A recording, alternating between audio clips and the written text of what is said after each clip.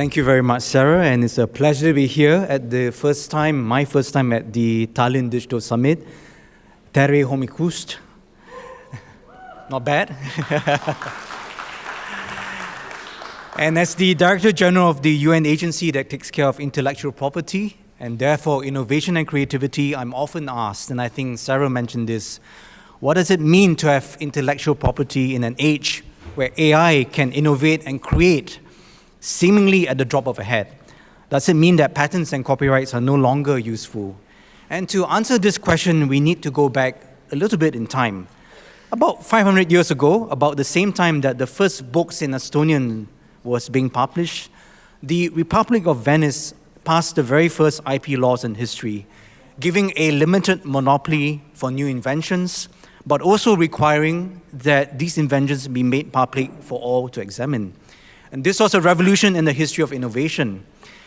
While we as a human species have been innovating for hundreds of thousands of years, think of tools, arrow, the wheel, agriculture, cities, architecture, medicine, arts and culture, anyone who had a great idea in the past needed the financial and political support of a lord, of a king, of an emperor, in order to bring that idea to life.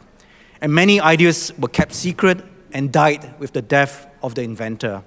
We know, for example, that the secrets of Greek fire that has been around, or had been around for hundreds of years, died with the end of the Byzantine Empire. The creation of the IP system changed the course of innovation by allowing the inventor a chance to connect directly with the investors, with the public, and with market and society through the IP system. And by making sure that inventions will be made public, it catalyzed the spread of technological knowledge. And even today, you can go to the Italian archives and read the old Venetian patents. This Venetian revolution spread to the other parts of Europe and led to the founding of the modern IP system over 100 years ago. And fast forward to today, 194 countries are now part of the global network of agreements that support the spread of ideas across the world through the modern global IP ecosystem. And in fact, the use of IP, of patents, trademarks, designs, and copyright has never been higher. In 2023 alone, around 23 million IPs were filed around the world. Patents, trademarks, designs, and others, or around 45 each and every minute. So instead of undermining the IP system, the digital revolution, not just AI, but also quantum computing, cybersecurity, 5G, 6G, IoT, and others, are driving the future of innovation, catalyzing new products and services that require IP protection and commercialization. In fact, digital technologies now make up 1/3 of the 3.5 million patents filed last year. And Gen AI patents have exploded, with 800 filed in 2023 and 14,000 filed in 2024. But this does not mean that the nature of innovation has remained the same and that AI is not having any impact on the way we invent and innovate. On the contrary, AI and other digital technologies are now key to driving innovation and creativity. The line between hardware and software is blurring, and machines are increasingly driven not just by gears, but also by code. Think about the car, which is less and less an industrial machine, and more a data, entertainment, and computing center on 4 wheels. And this has also fundamentally changed the way we create, communicate, and consume content and culture. The creative economy is now worth $2 trillion and is increasingly the digital economy. And in fact, the biggest concert held last year, attended by 10 million persons concurrently, was not live in person, but virtually on Fortnite. And if you don't know what Fortnite is, ask your kids. In the middle of these massive transformations in the way we innovate and create, it is tempting to imagine that the IP system will itself be fundamentally disrupted. However, we must see IP is not just relevant for industrial technologies, but also for digital technologies. And more fundamentally, as a system for the rewarding of innovation, the distribution of knowledge, and the harnessing of the power of human inventiveness to address our global challenges. And as long as the IP system continues to play this role, it will continue to be relevant and bring value to human society, economy, and culture. I would also, at this point, caution against elevating AI, and here I mean Gen AI, to something having spiritual or human agency, just because it is able to string together through algorithmic prediction, something that has a facsimile of human thought and emotion. Rather, as the Prime Minister of Estonia has said this morning, we should view Gen AI as a powerful tool, but ultimately still a tool which in human hands there's capacity for both good and bad. Our job, therefore, must be to regulate the users which are detrimental to us, for example, deepfakes, and encourage the users which are positive, for example, giving young and struggling creators a chance to display their talents without needing to hire a band, a film crew, in order to show what they're capable of. WIPO's role in this exciting area is simple. We want to be the place where all our member states, as well as you, as stakeholders from industry, from academia, from civil society, find a platform for discussion, collaboration, and when the time is ripe, for action as well. To do this, we've been holding regular global meetings and conversations to discuss various aspects of AI and IP issues, which has attracted over 14,000 persons from 170 countries. And it's a big tent where we welcome industry, academia, and civil society and government regulators to meet, exchange, engage, debate, and discuss. One outcome of these conversations is a new initiative called AIII, AI Infrastructure Interchange, where we will provide industry and regulators the opportunity to discuss in an informal setting about the technical standards like the relevant metadata and digital markers that will help Gen AI be interoperable and useful to the world. Beyond being a forum, we are also providing legislative and policy advice to member states who are grappling with the issues of how to balance between content creators and tech companies, between the new and the old. But one of the most interesting and exciting things we are doing is also to help AI and digital entrepreneurs understand how intellectual property can be incorporated into your business and growth strategies in order to scale up, in order to attract investors, in order to succeed. And this is through intense mentoring programs that last 6 to 9 months. I was just this morning talking to the Minister of Justice, Minister Pakosta, about the amazing work that Estonia is doing in AI Leap. And we believe that with this change in the curriculum, we're going to see a lot more Estonian entrepreneurs who are savvy in AI, and we want to be able to help them to use the IP system to protect and commercialize their inventions as well. More broadly, WIPO Academy has already provided IP skills and training to 620,000 persons all over the world in the past 5 years, in service of our belief that innovators everywhere need help to succeed. Ultimately, our belief is that the power of technology should be harnessed for the good of all, and forums like this help to bring together all the stakeholders who are able to move the needle together. And lastly, our conviction is that invention, innovation, and creativity is a fundamental part of who we are as human beings since time immemorial, and that the IP system serves to support that human spirit of innovation and creativity. WIPO will continue to work hard with our member states and other partners to ensure that the global IP ecosystem supports innovators and creators everywhere and continues putting the human being at the center of technology, innovation, and creativity. Thank you very much.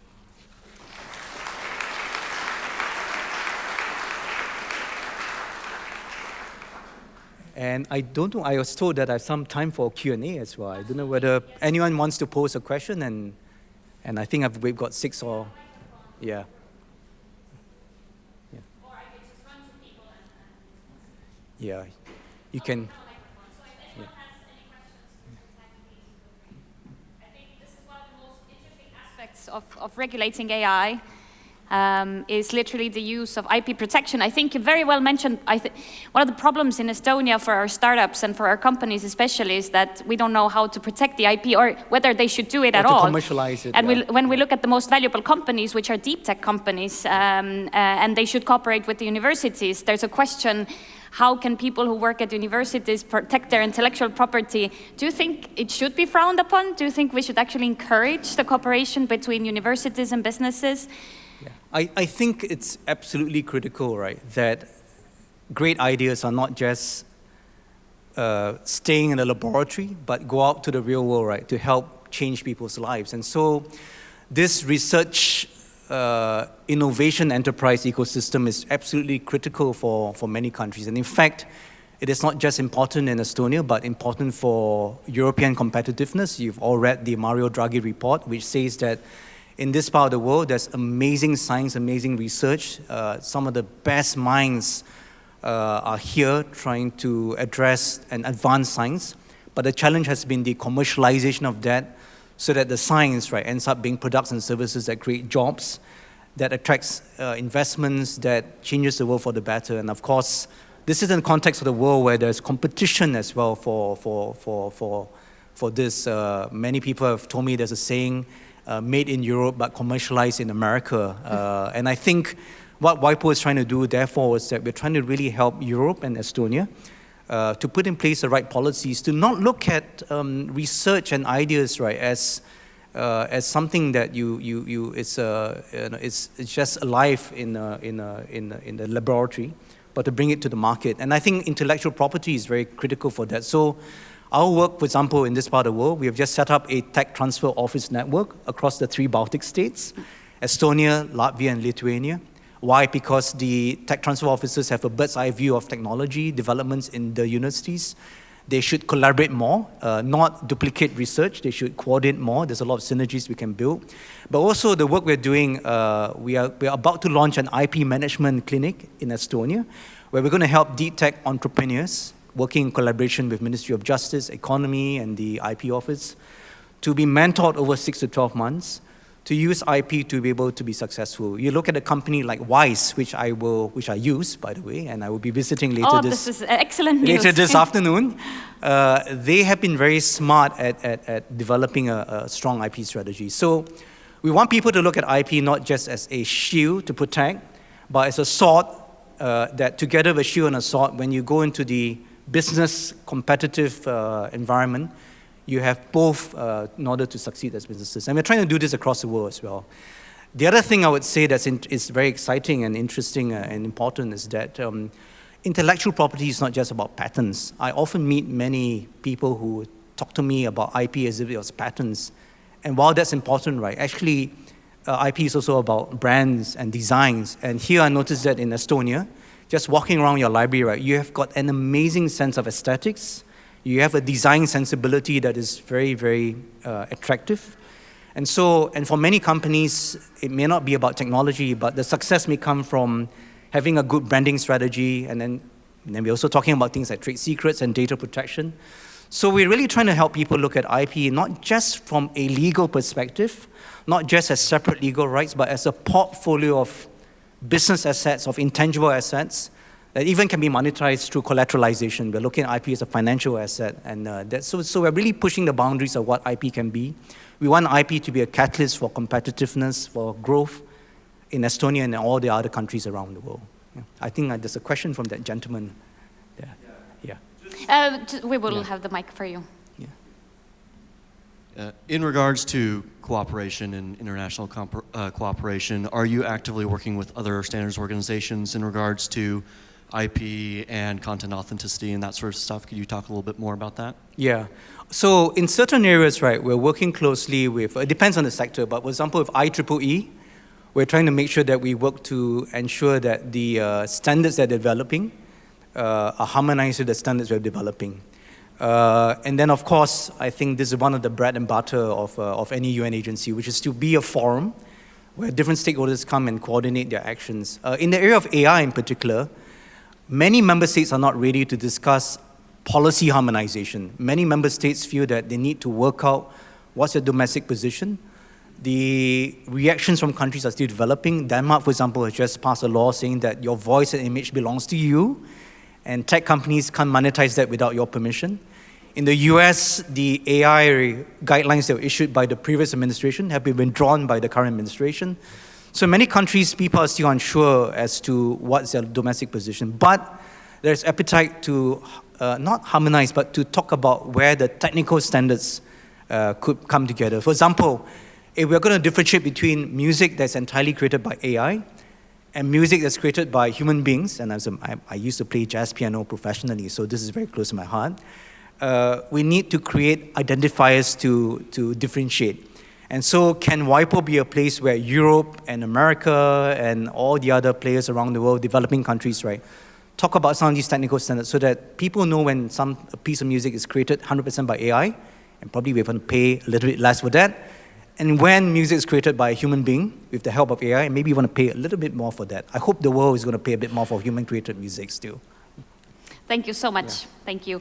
I think it's excellent that you brought the example of music industry. This morning we started with Arvo Pärt, who is Estonian, yes, and one of the most played living composers in the world. And we listened to his Spiegel im Spiegel. Yeah. And I think everyone realizes this is created by human beings. However, one of the most popular contemporary Estonian artists created their whole album with only the use of AI.